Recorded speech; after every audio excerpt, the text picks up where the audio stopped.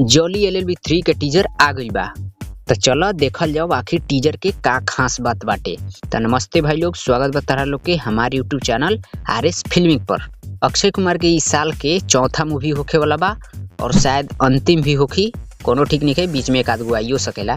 तो चलो आज जॉली एलएलबी 3 के टीजर आइल बा, तो एकरो बारे में थोड़ा सा बात कइल जाओ।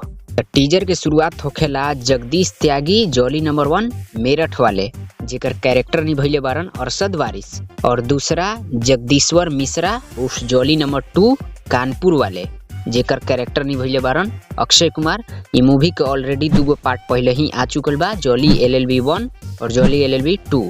जॉली एलएलबी 1 में रहलन अरशद वारसी और जॉली एलएलबी 2 में अक्षय कुमार रहलन। और टीजर में तो कॉमेडी बहुत ही अच्छा खासा देखावल गइल बा। और जैसे कि तारा लोग के मालूम होखी कि एकर पहिलका और दूसरका पार्ट में कोर्टरूम ड्रामा मूवी रहे, और वैसे ही इहो मूवी फुल्ली कॉमेडी और कोर्ट ड्रामा वाला मूवी होखी। अभी तो फिलहाल ई मूवी के टीजर से कोनो स्टोरी के पता नहीं चल पावत, बस इतने पता चलता कि सौरभ शुक्ला यानी कि मूवी के जज, मतलब कि मूवी में जो जज बारे नु ओकरा ई दोनों जॉली मिल के बहुत ही ज्यादा परेशान कर देवेला लोग। मूवी के टीजर ऑलमोस्ट 1.5 मिनट के बाटे, जेकरा में स्टार्टिंग में दोनों जॉली के इंट्रोड्यूस करावल जाला, फिर दोनों जॉली में झगड़ा होला, कोर्ट के अंदर भी होखेला और बाहर भी होखेला।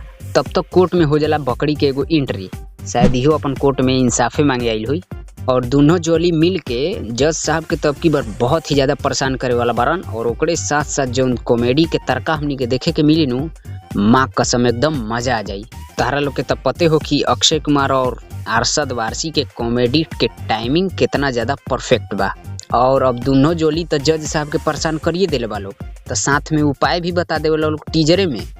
मेरी बात सुनिए, मैं एक बहुत अच्छे वैद्य को जानता हूँ, मैं उसे फोन करता हूँ, अभी बुलाता हूँ। तो फिर जज साहब एगो डायलॉग मारेलन, वो जंघिया वाला, जांगिया बदलने से दस्त नहीं रुक जाते। फिर टीजर हो जाला खत्म। और ये मूवी के डायरेक्ट के लिए बरन सुभाष कपूर। स्टार कास्ट के बात करी तो जॉली नंबर 1 अरशद वारसी और जॉली नंबर 2 अक्षय कुमार, और कोर्ट में जो जज बाटे उ सौरभ शुक्ला निभैले बारन। और ये मूवी रिलीज होखे वाला बिया 19 सितंबर के।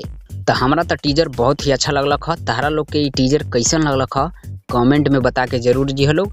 और ऐसे ही भोजपुरी में मूवी के रिव्यू, टीजर के रिव्यू देखे खातिर हमारे चैनल के जरूर सब्सक्राइब करिए और दोस्तों के साथ तनी मुनी शेयर कर दो।